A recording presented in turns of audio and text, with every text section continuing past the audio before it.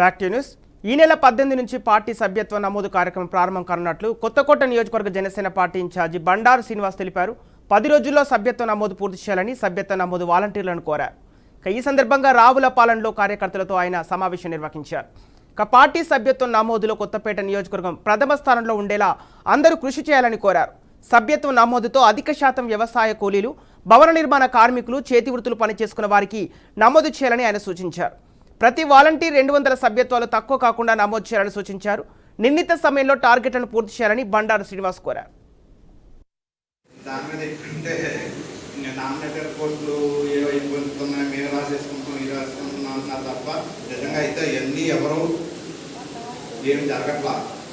అధికారికంగా అయితే జరగట్లా.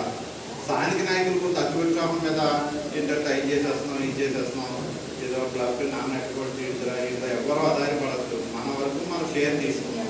మన అధ్యక్షుల నుంచి వస్తాయి డైరెక్షన్స్, వారి ఆదేశాల మేరకు అవకాశం మధ్య అందరికీ న్యాయం జరిగేటట్టుగా నా కృషి అయితే నేను చేస్తాను. రాజీ పడేది ఏమి లేదు. నాకు జనసేన జై జనసేన, జై పవన్ కళ్యాణ్.